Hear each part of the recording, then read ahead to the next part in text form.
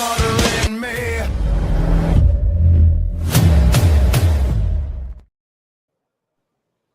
Hello, ladies and gentlemen, boys and girls, children of all ages. Stadium Red proudly presents to you the most electrifying wrestling show in the world. And we're your hosts, at least two of them at the moment. I am the Bake Show Shakin' Bacon. We have El Capitan JC Kirk in the building.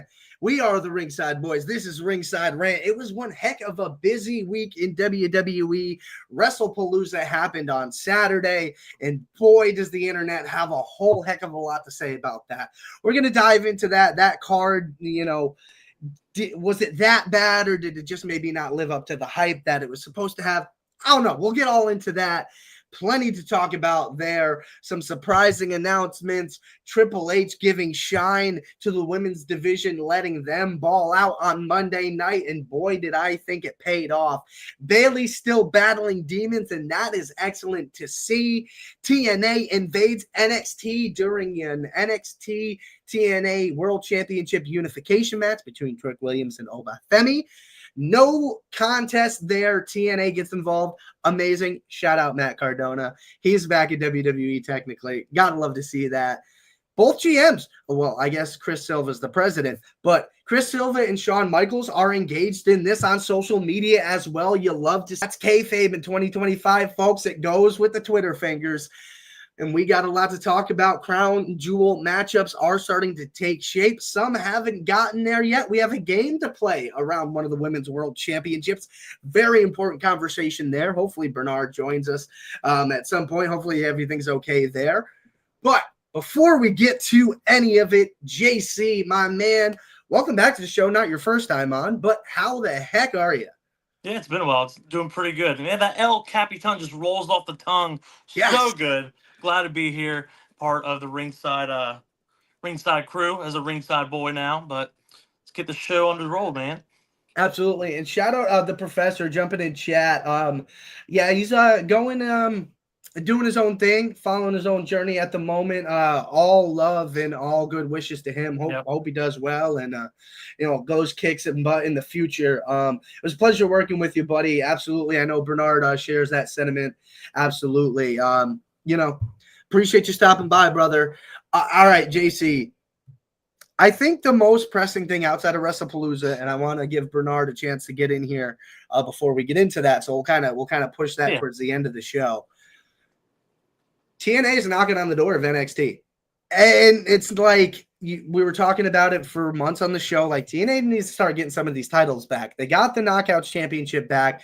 That's with the Elegance brand. So now you look towards Trick Williams, NXT or the TNA World Champion. Just went in a unification match with Oba Femi on Tuesday night. That didn't go too great. NXT or TNA, I'm going to keep doing that. TNA shows up. I don't know who the first face was. I want to say it was Matt Cardona, but that's just things I've seen posted online.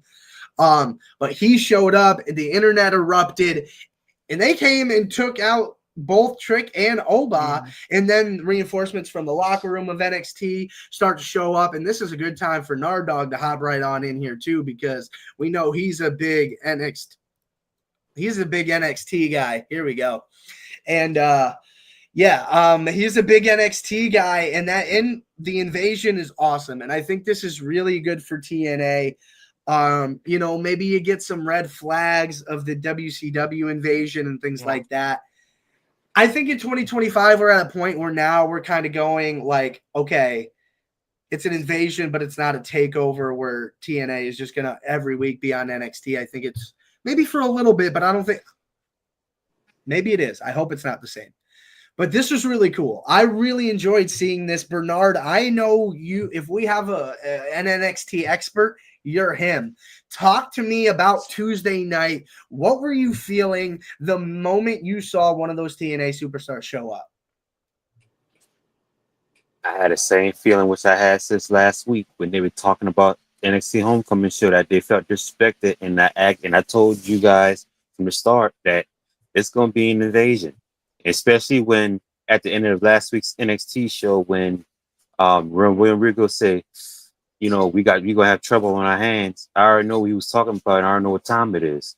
Um, I knew it was gonna happen, and when they report on NXT that there was the TNA people coming up, coming to the show, showing up at the show and all. I said, "Oh, you already know it's time, and it's only a matter of time or a matter of moments." And dang, if that ain't happened. And the moment when Trick Williams slapped, Mike Santana like that, it was only popping right since then. So they're like, "Oh hell no!" It's like you slap one of my guys. Okay, now it's on, and it's like that's what I like from NXT. I mean, I'm from TNA. It's like the moment when they came to WWE and they merged with WWE and all. They were saying they pretty much hearing talk about, oh well, and TNA is the stepchild or the kid of WWE NXT, and they didn't like that too much. Let alone Trick Williams is held in their major championship, and that really pisses them off the most. So I saw it happen. And I said that's good for TNA. I think TNA shows some backbone to NXT. Like, hey, look, we might be partnership with you guys, but we need pushovers. We just as good as y'all. Our women's division is almost just as good as y'all. And it's like they said they'd be damned if they're being pushed around. So I like it. I just look forward to it. And also, too, I read up that there's going to be a pay-per-view where it's going to be NXT versus TNA. And now I cannot wait to see it.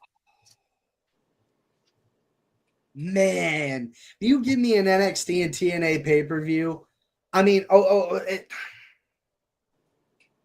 when do you do that? Realistically, like, let's just kind of map it out here, right? Because you got Victory Road coming up. Is that That's not Friday, is it? That's not tomorrow, is it? I think it might be tomorrow. Maybe. Victory Road is before Bound for Glory. That much I know for sure. But Bound for Glory is in a couple weeks either way. So now you kind of go, well, okay, Victory Road is Friday. Jeez. Oh my God. Okay, so they have a show tonight, and then they have Victory Road on Friday. Do you think they save? Because I don't imagine Shawn Michaels sitting on his hands for long with this. JC, are you feeling like this is a shot where they kind of take the night off, plot, kind of get their battle field all set up, and then attack at Victory Road? Let me go back to the beginning here. I feel like this was an invasion done right. If WWE did this, prior with the whole WCW thing, it could have been a lot different. But I feel like this is how tension was really building with TNA. You could see it coming. Like Bernard said, you could definitely see it a mile away where it was coming in, where TNA stars weren't going to put up with that. They're coming in. They're mean business. They want to take their titles back. Now, I could see it furlonging where TNA comes and does something towards Victory Road, and then vice versa, where NXT goes and does something at Bound for Glory, and then later on setting something up, maybe a future show or a dual show between the both, maybe a joint pay-per-view by chance, where I guess you tune in NXT, you tune in TNA, but it's whole one show. It's just so many dynamics that you can go with this, but I'm excited for it. I don't know. I just feel like it's a new step of not just a regular invasion, but maybe across all wrestling. It just really go ahead, Bernard. My bad. Dude. No, I was saying, I said, yeah, and also too. With that being said, what if AEW and WWE looked at that, and then at times they were saying, well, AEW is the better show. Well, no, WWE is the better show. AEW doesn't have nothing on WWE. What if AEW happened to take this in? I mean, not saying it's going to happen, but what if AEW take this in and say, you know what? We tired of WWE. A lot of former WWE stars is working at AEW. Well, if they plot something and go tell the Collins and say, well, you know what? Let's go invade WWE. Let them know that, like we're competition. We just ain't no pushovers and all. Yeah, some of our people may have worked for you or work for WWE, but you didn't really give us a fair shot at what we want to do or show us our true potential. So let's just invade WWE and Raw and SmackDown and also NXT too. And let them know like, hey, we right here too. Yeah, don't sleep on us. Yeah, I just feel like that's a really tough bridge to cross. Yeah. Would I like it? I mean, you just imagine like we can finally get Will Ospreay versus Seth Rollins. Like, we can finally get those types of things. We could get John Moxley versus Roman Reigns if we freaking want to. Like, there's just so many different things you can do, and we could sit there and postulate about it all we want.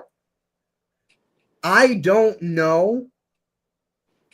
I feel like Tony Khan would be more okay with settling up to that.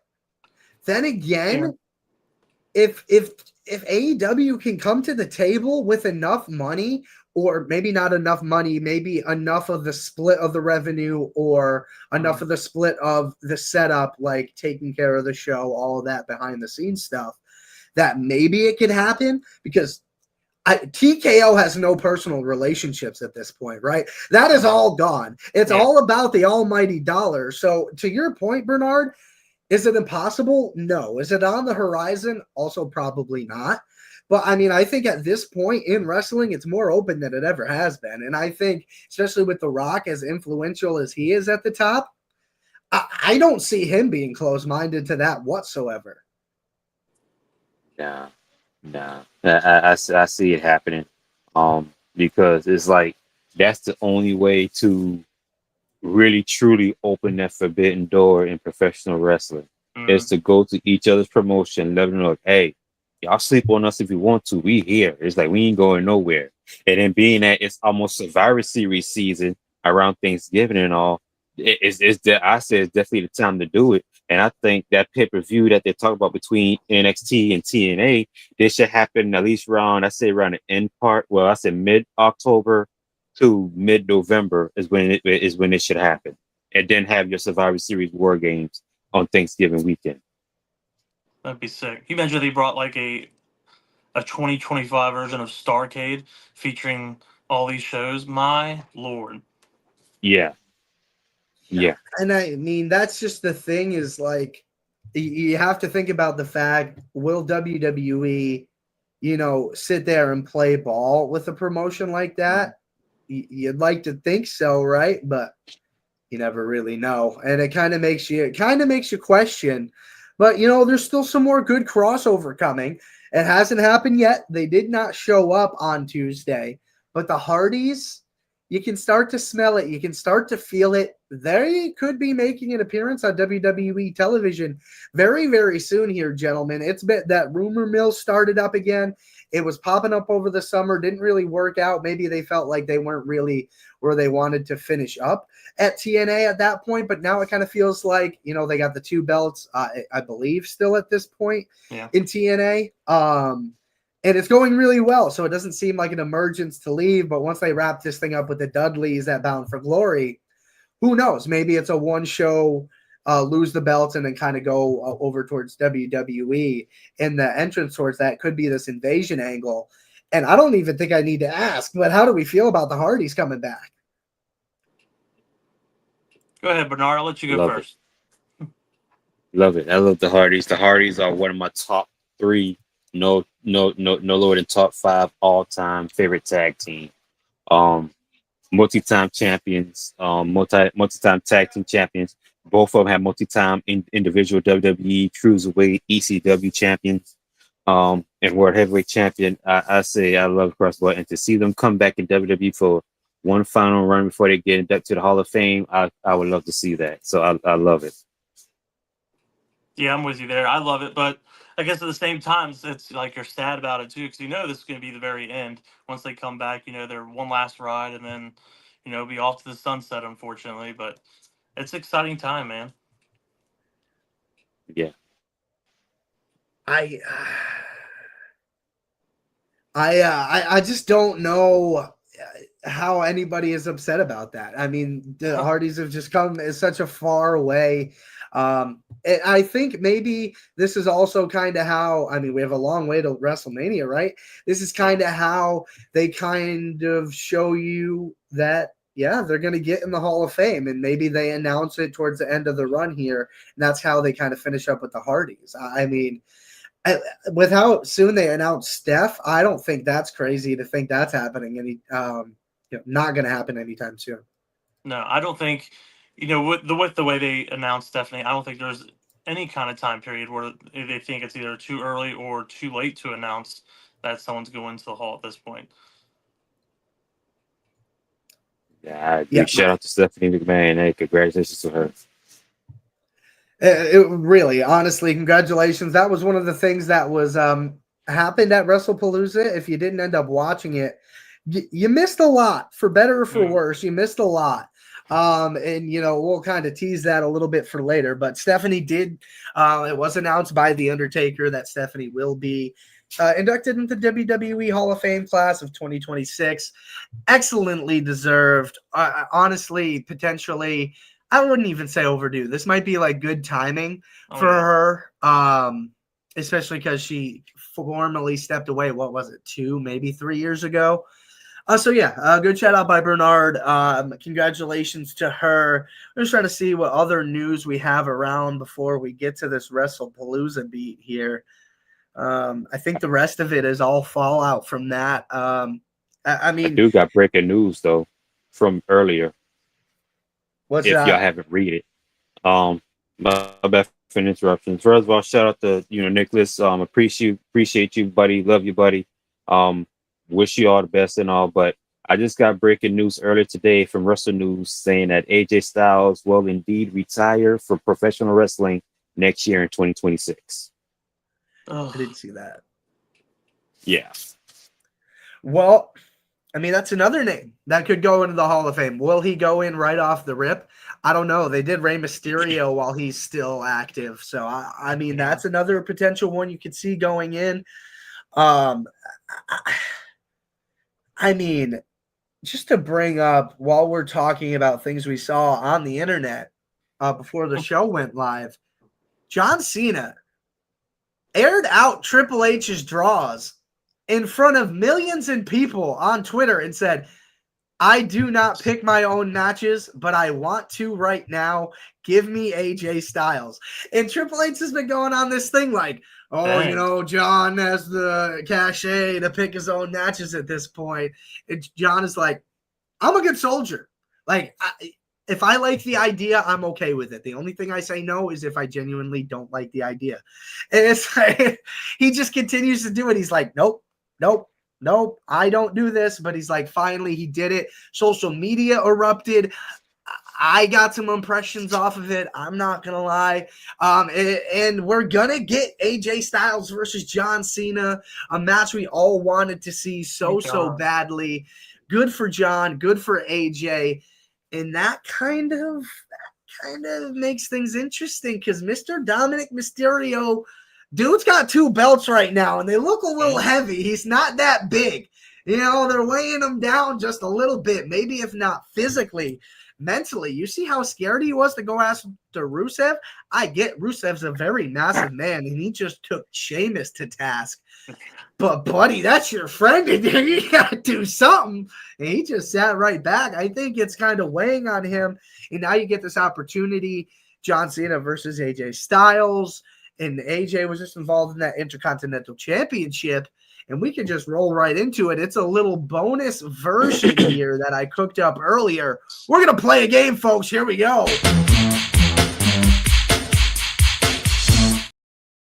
We are going to push, book, or bury these 3 potential contenders for the Intercontinental Championship. And it's a little bit of a curveball here for you, gentlemen. There's only 2 contenders, but you got 3 people. Your first choice is Dominic Mysterio. You think they ride it out with him and he just holds both of these belts and they want him to be a guy in the future, but they don't have the spot for him at top right now, so they're just going to ride this like they rode a guy like Gunther or a guy like Braun Breaker? Or do you think they're going to give it to John Cena, or do you want to give it to the field? Do you think a guy like Sheamus, a guy like AJ Styles, something like that, or you could pick Rusev if you so choose? That is your choice, gentlemen. You have to push, book, bury Dominic Mysterio to retain, John to take it, or the field, somebody else you want to see win. Go ahead, Bernard. So I would say I would book Rusev to go up against Dominic Mysterio for the Intercontinental Championship. I will push John Cena to win the Intercontinental Championship before he retires, and I would just bury Dom altogether. You're going with That's my take. Rusev. Rusev to push, book John, bury Dom. Okay, bold take out of Yeah. Bernard. Yeah. I like it. I'm Yep. kind of similar. I'm going with push AJ Styles. I think this is the area where you can set up the match with John. So obviously, I want to book John and to win it, and then very Dominic. Simple as that. But yeah, I just feel like that's the best way you can get that feud starting back up, and for Cena to become a Grand Slam champion. Have AJ win it off Dom, and then Cena take it off AJ. Ooh. Chad, Dang. get your fingers ready.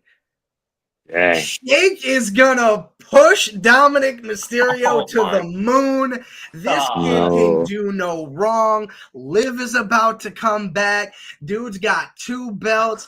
Ain't no way he's dropping this anytime soon. He may lose the AAA belt. I think he's keeping that IC title, and I think we get what we want. I think we get Dom versus John. And here's my hot take of the century. John.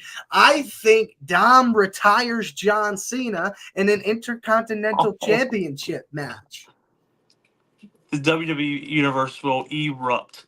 I don't think we get the Grand Slam. I think John goes out on his back, and I think Dom is just there sent to the moon. John said he wants to put people over. Yeah. What better guy to put over than Dom, in my opinion? I can see that. He would be literally catapulted. Insanity. I mean, listen, chat, you can feel free to weigh in on that as well. We got Dom, John, or the field for the Intercontinental Championship. Feel free to give in on that.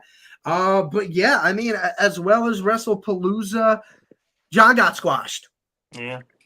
Came out, got his ass whooped by Brock Lesnar. A lot of people not happy about it. If you have John lose, why is it a squash match? I kind of understand that part to it as well.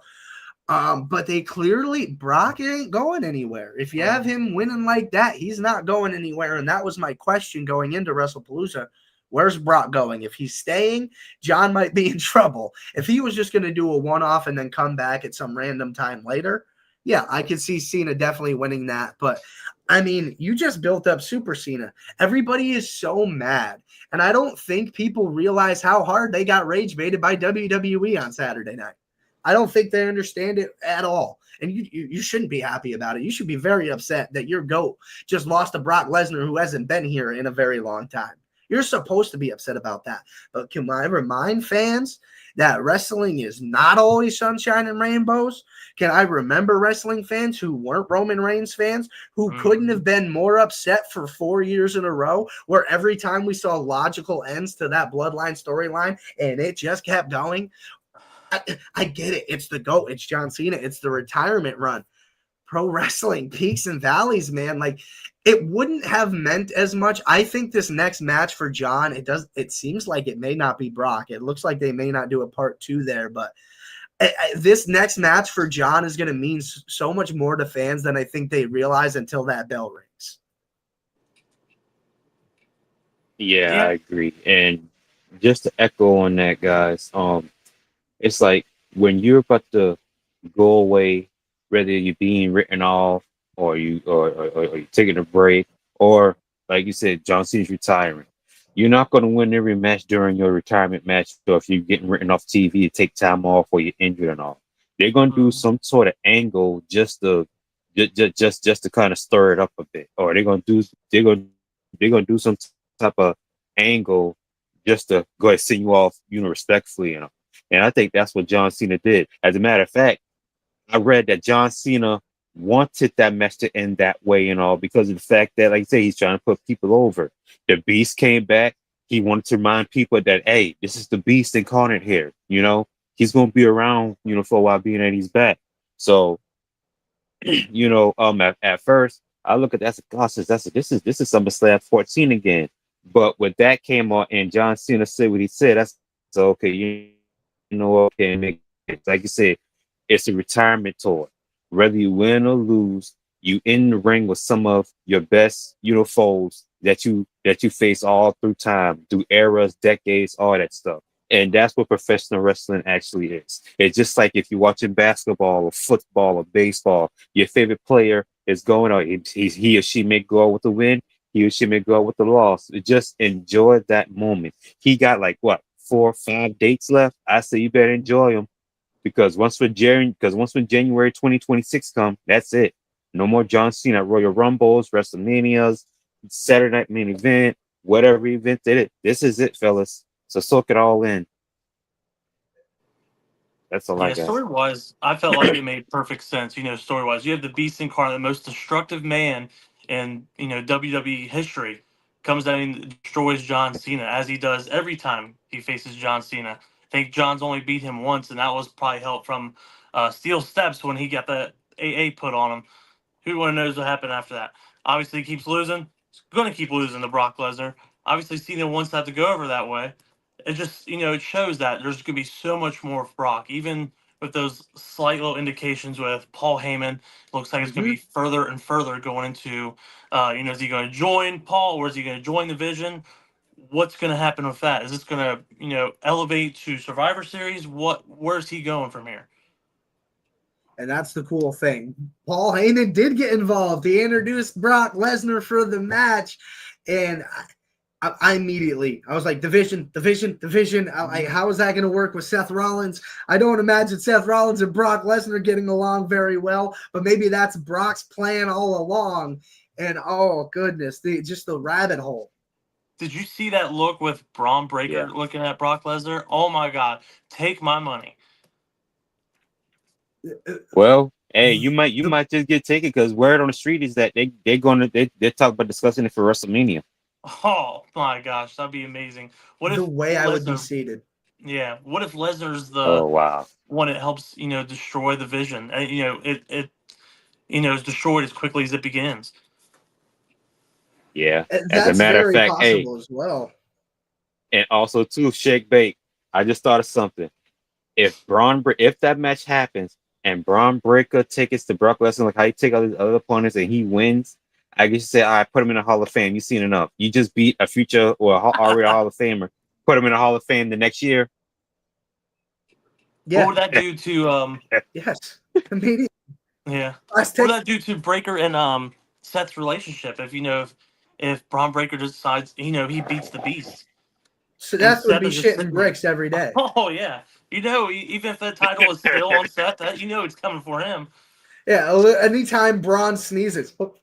Bless you. Do you need a tissue, sir? Sorry, sir. I'm so sorry.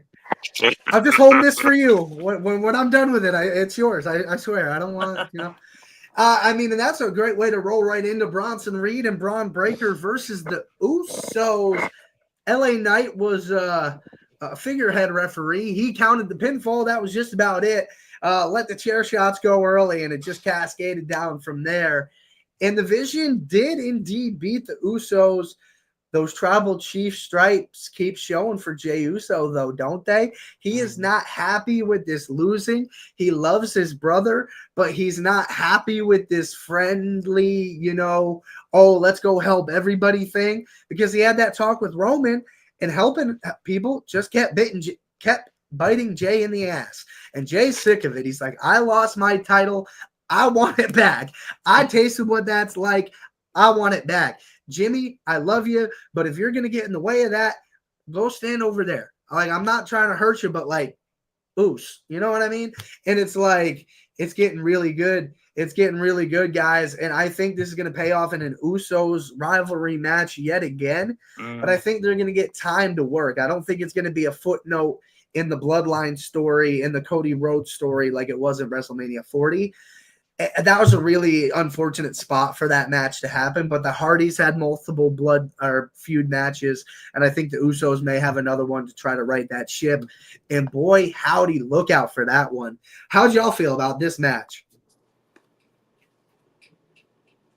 I felt pretty good about that match between the Usos and Braun I say the Bronson.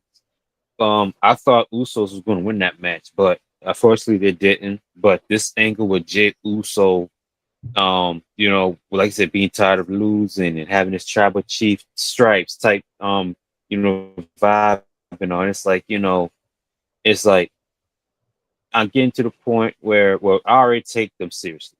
But with this angle of Jey Uso and all, I think everybody should take them seriously and be like, like you say, when you get tasted that World Heavyweight Championship and all, it's a drug. You want more of it.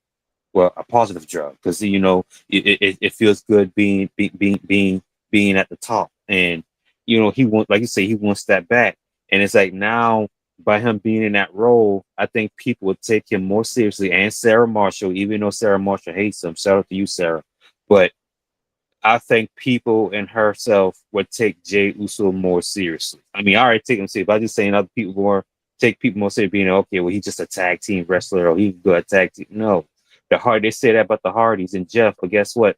Both of them got multiple individual championship reigns as well, which I mentioned before. I think with this angle also too, I think it'll help Jimmy as well. So that way Jimmy could get the taste of that individual singles championship gold as well. So I think I like where this is going, and I guess the Yeats soon will be the no Yeats once he fully goes heel. Yeah, you can see that. I do feel it's important for Breaker and Bronson to win that match. That definitely was a plus for the Vision. Just to focus on Jay and Jimmy, you can tell the tension is setting in a little bit more each week. Yeah. Jay is becoming very more. I wouldn't say mature. He's already mature, but very Roman-esque, where he wants the title, he wants the lead, and it's slipping in more and more. Cracks are happening.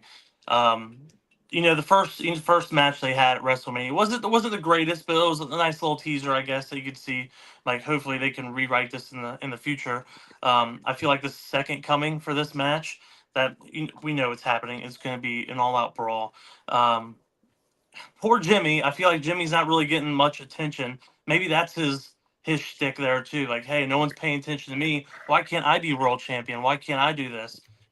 Throw that right back in Jay's face. It's just there's so many angles to this that they can go.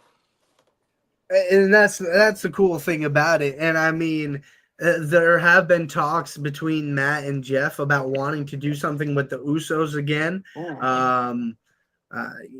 Two of the greatest tag teams of all times. And there's just so many things you could do, and I do think we get that payoff. Jay's been looking real frisky lately, rolling right along Wrestlepalooza.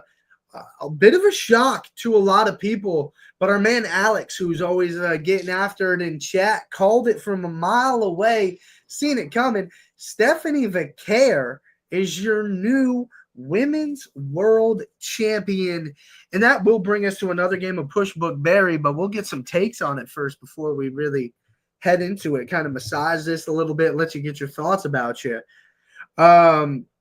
Stephanie, it was a huge moment for her, and I think it further planted that seed of Asuka not really fully believing Iyo can get it done on her own. I 100% believed Asuka was getting involved on Saturday. Yeah. Not a whisper. No Kairi, no Asuka, nothing. Two of the best women wrestlers in the world just straight up balling right on cue. There's the man, Alex. What up, brother? And that was a fantastic match. I think it was probably the best match on the card. And Stephanie really earned it. And now she's headed to Crown Jewel, and there's a lot of questions around that match as well. Yeah, well, for one, I think I got Tiffany Stratton winning tomorrow night's championship match, and I think it's gonna be her and Vaquer, but I think it's gonna be Tiffany that's gonna win that Crown Jewel championship. But back to Wrestlepalooza, Stephanie Vaquer is like I thought Iyo was gonna was gonna pull it off, but eventually no. I said that was an upset in Minneapolis when Vaquer wins, but congratulations to Stephanie Vaquer. I can't wait to see what she do later on down the line. But I just looking forward to her match with Tiffany Stratton, and after that we'll see what happens on the road to the Royal Rumble at WrestleMania for Vaquer as champion. For sure, yeah, that was like you said, Shake. That was definitely the best match of the night, in my opinion. At one point, you just didn't know who was going to win, which was awesome. I know that Stephanie's getting this rap like, oh, she's not ready. I think that match made her ready, which, sometimes it only takes one match.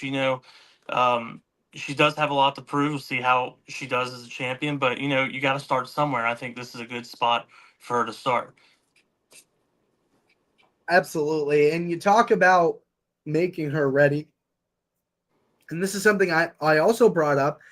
They clearly believe she is ready in the back, or else they wouldn't have put her in that spot to go champion versus champion in a few weeks at Crown Jewel. And I agree with Bernard. I think Tiffany is going to win against Nia and Jade. I think if you want to pick somebody to win besides Tiffany, I'd go with Jade. Yeah. But I do think Tiffany will go. But here's where I disagree with Bernard a little bit. I think, given the fact, to JC's point, she's got a lot to prove, I think they may give this to Stephanie Vaquer. I really do, just because people do have that doubt in the back of their mind, whether they really know it or not. She hasn't really been around that long. She got into the world title picture via a battle royal, albeit being very dominant on NXT. You kind of feel like she was ready for that jump. She hasn't done much on the main roster, so I will give people credit on that point alone. But I think if you want to prove to people that she's ready, she's that girl, which I think as far as in-ring talent is concerned, she 100% is. She's gotten better on the mic. English has improved so much as of late. I think she wins that ring at Crown Jewel. I don't know if they still do the big belt or if that was a Saudi thing, but they're definitely doing the ring. They've only been showing the ring really on TV, which makes me think it's just the ring now. But, I mean, yeah, JC, what do you think about Crown Jewel specifically? With Crown Jewel, I'm leaning towards Jade, really. How crazy would it be to have, two first-time champions go at Crown Jewel? As, like, again, back to the two people you think were not ready, can give it their all and show the world that they are ready and can get this done. Yeah, I mean, I guess that kind of leads to Stephanie Vaquer, win or loss, not really mattering too much. It's just kind of an extra thing in your trophy case, this Crown Jewel ring. Yeah. We're gonna play it one more time because we had so much fun earlier. It's Push, Book, Bear.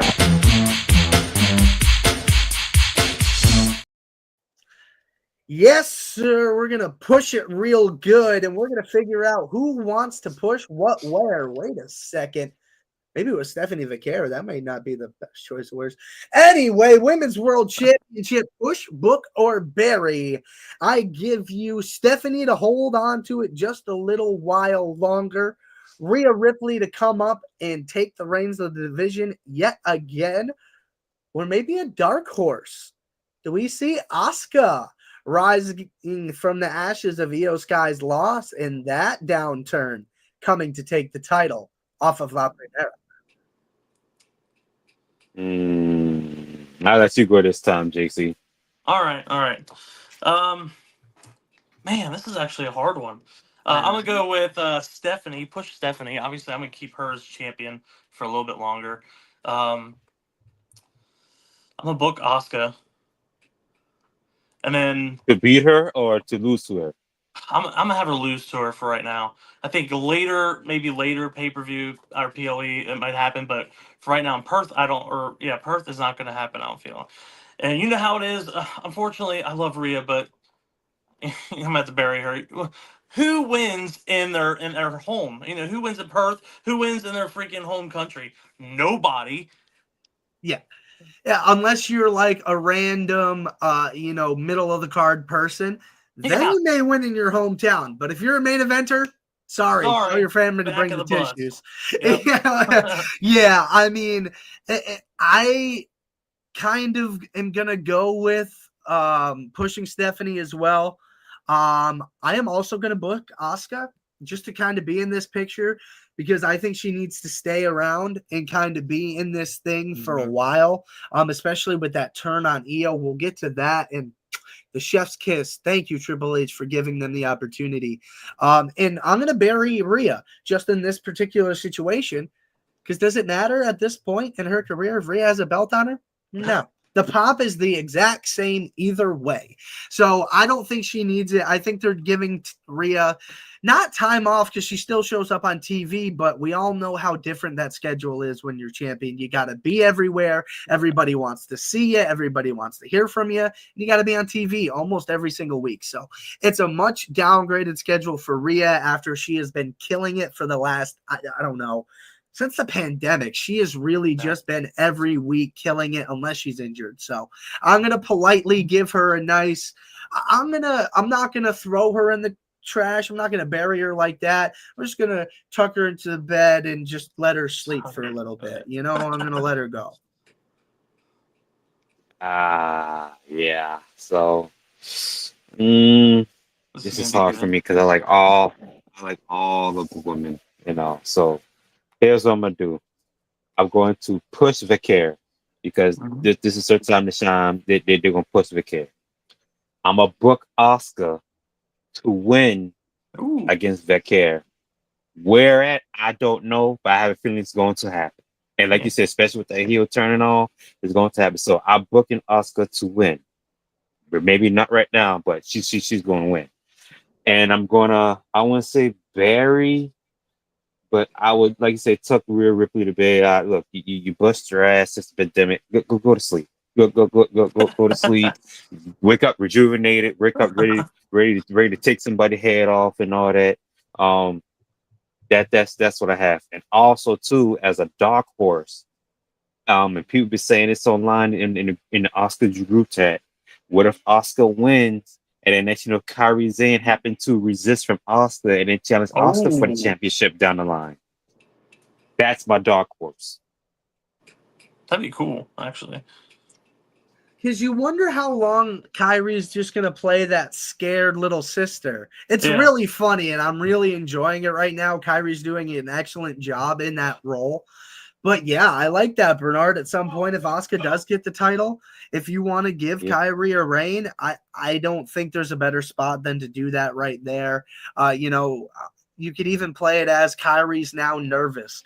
Even more nervous at this point because she thought there was at least that line there with Iyo. Like, yes, she was yelling at Iyo, but that was family. She still loved her, blah, blah, blah. There was that line. And now that's gone. And Kairi, in the back of her mind, she's like, okay, that's me. But then at a certain point, she's like, but that was Iyo. Why would she do that to Iyo? Why would she do that to me? Oh no. Those cogs, and maybe that turn comes out of that. So I like that out of Bernard. Alex, the crazy man, also like a JC, has Jade winning. And as far as it goes, Alex, I'm not going to argue with you. I'm not. You called Stephanie a mile away. I didn't see. I thought Iyo was going to win. I thought Asuka was going to be a part of it. I thought we were playing long game there. But we weren't. We headed right into it on Monday night. Iyo didn't win on Saturday. Asuka has a main event match. Thank you, Triple H, for giving the women the main event spot. Asuka needed this spot, I think, really bad. Rhea, of course, is going to be in a main event spot. If you're going to have a women's match in the main event, it's going to be Becky Lynch, Charlotte Flair, or Rhea is going to be one of those people. I will guarantee it for most of the time. I guess Charlotte's not really on Raw, but you get my point. So they got to duel. Awesome match, by the way. Asuka missed Rhea with probably the most missed I've ever seen. Rhea looks like she could audition for Smurfette tomorrow, and she would nail the audition. She would get a premium paycheck. She wouldn't even need to do makeup. It would be perfect, courtesy of Asuka. Mystique. Or Mystique. That's a good one. That's a good one. Don't, Smurfette is safer. Don't get me started on the Mystique stuff. I'm being good. Don't get me started down that rabbit hole. But back to the other stuff that's not blue and not wearing clothes. Iyo and Asuka, they were in a thing, and then Asuka clotheslined her. And that was the turn. That's what we were all waiting for. It happened a little sooner than I thought. I was expecting the long game. I thought Asuka was going to lull Iyo into that false sense of security. I'm going to help you win the title. And then, boom, I'm going to get it back from you. Not the case whatsoever. And it was awesome. That was such an awesome moment. The reaction on the internet was so amazing that they had that opportunity. And this is the question off of the back of that, gentlemen. Triple H talks about earning spots in pay-per-views and PLEs. I feel like that segment is just another feather in the cap as to 100% why in the near future there needs to be a women main evented PLE that's not called Evolution. Mm-hmm. Yeah, I agree. Shout out, I want to shout out, but we pretty much we also like coming a mile away. Oscar was fed up. She was fed up, and I say fed up on numerous occasions. Number one, she never lost to Rhea Ripley, and she just lost to her again Monday. Number two, Rhea could be the like not Rhea. Rhea is the reason why Oscar bring out her alter ego gimmick to WWE in the first place was because of her. Number three, it's this thing with Asian community. I ain't gonna get too much of it. I don't want to sound racist and which I believe I'm not, but it's like they have a real big thing and they're real big on when it comes to loyalty. Oscar and Iyo, they known each other for like what years, since their times in Japan when they had that faction with her and her sister, Triple Tails with Iyo Sky or Mio Shirai, and with that, Oscar feels like Iyo has been bonded with the enemy all that long time. Like I said, Oscar never beaten Rhea Ripley. Like right off the bat, fresh out of NXT, Rhea Ripley challenged her for the Raw Women's Championship in Tampa at WrestleMania, and she won. That kind of still stuck a crawl into Oscar side and all, which she didn't like. And like I said, there's numerous occasions behind that, and with her seeing Iyo keep bonding until keep talking to Rhea, that was just the icing on the cake. And you're like, you know what? I told you to stop talking to this woman. Me, you, and Kairi, we family. She's not, and I'm sick and tired of it. But at the same time, with Iyo when I needed you, she was injured. She was injured. But being that she's back now, she's like, no more of that. I'm back now. Like, we family. And Oscar got sick and tired of it. And so I can't wait to see where this goes. I think they're gonna do Rhea versus Oscar in Perth to where Oscar finally beats Rhea Ripley. And then that's when I think we'll go to into War Games, where it's be like either Team Oscar versus Team Iyo. But I'm happy for this feud. We'll see what happens later on down the line. And I just hope with this run with Oscar as a heel is like I hope Triple H finally gets it right. Yeah, I completely agree. I would say that I guess the booking has been bad. It's been questionable. The women's booking has been a little bit questionable. You can see that there has been steady improvement, even though if you get glimpses here and there. But it does feel like it's time not just for a PLE of their own, but a big time PLE, whether it be like a Royal Rumble, Hell in a Cell, something like that. It's just past due. You go back and think of their first women's WrestleMania main event, and you're like, wow, look at the traction they're getting. Look where they're at. And I just felt like we're slowly, took a couple steps back, and then I feel like they're starting to get their way back again, especially with all the storylines that are going on with, with Iyo and with Asuka and Rhea and Stephanie now. It's just, this will be the perfect time to actually get them back into a main event that is not Evolution. Right. And My question I is, think it's needed. Yeah, it is needed. Women are shining, especially the women in NXT. Oh, yeah. But my question is with Kairi, because see, Kairi's still in the middle of it. Did y'all see when Oscar was giving Kairi orders? Kairi didn't want to do that, but No. she already know what Oscar is about. Oscar is pissed. She's angry. It's peer pressure. Peer pressure is a bitch. Did you see the way how Kairi Sane was kind of weeping after the fact? Like I didn't want to do this, but I'm sorry, but it's like, how soon do you think Kairi will break away from Asuka and from doing, I won't say her bidding, but like her orders and everything like that? And I was like, what time frame do you give her when Kairi finally breaks away from Asuka? Well, it's kind of just messy. It's like she's in the middle of her parents' divorce or something right now. So you can tell her going back and forth. I don't feel like it's going to be too long. I think it's mostly out of fear that she's listening to Asuka right now. I think Io's eventually going to bust through that door and get her to, turn on Asuka.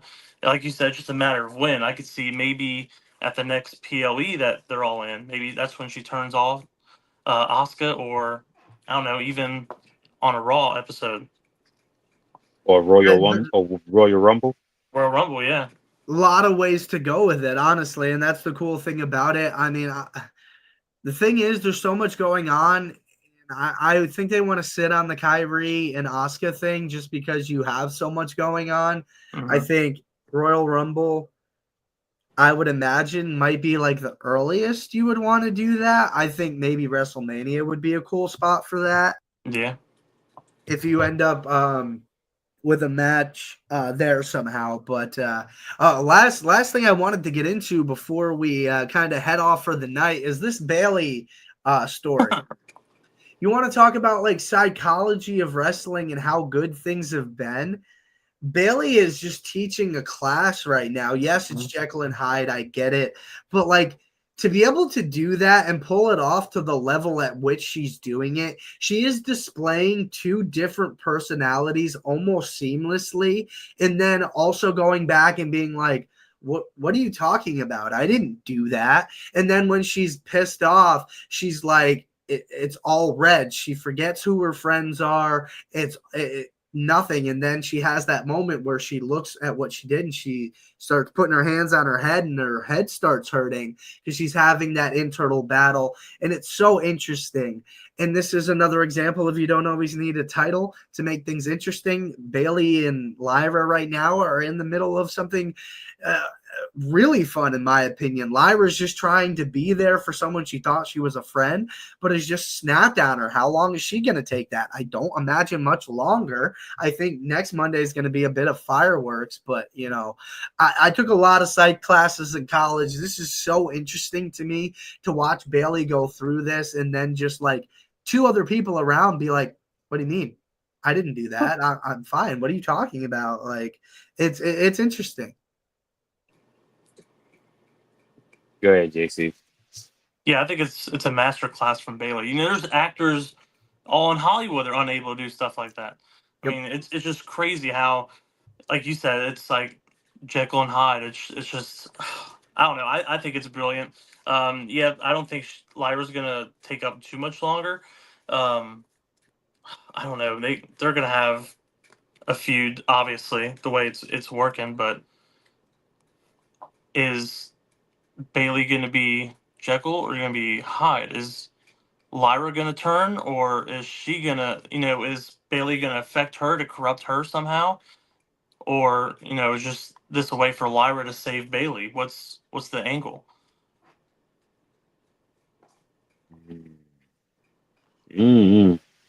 I say I could see that happening.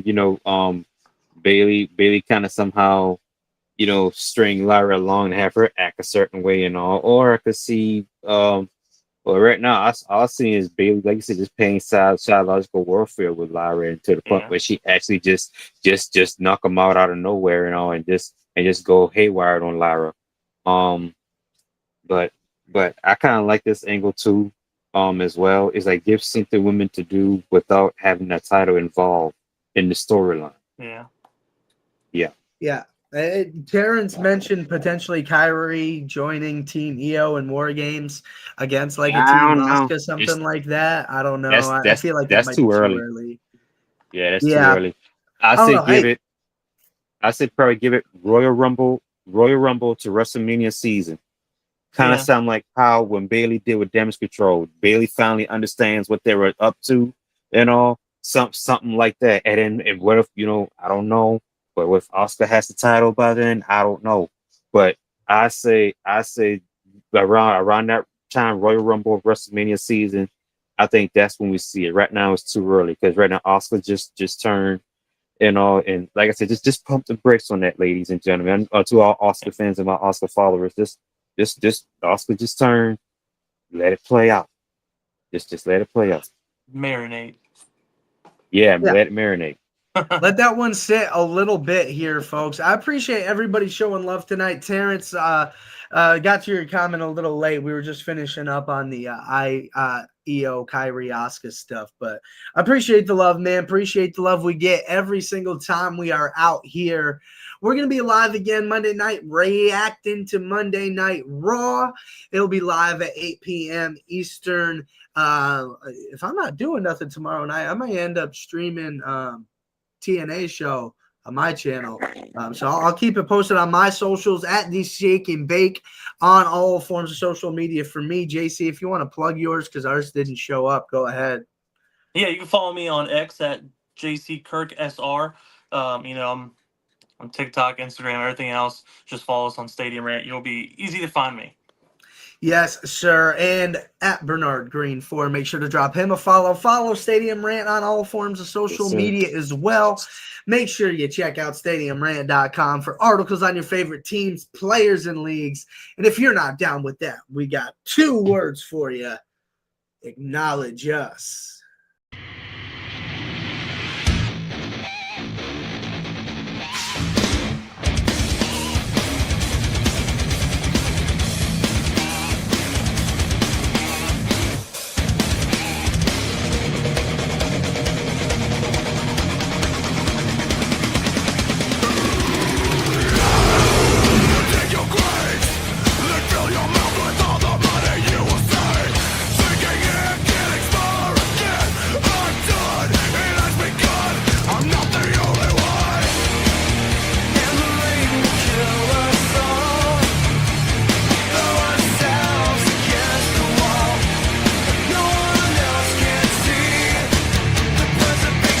The mother in me.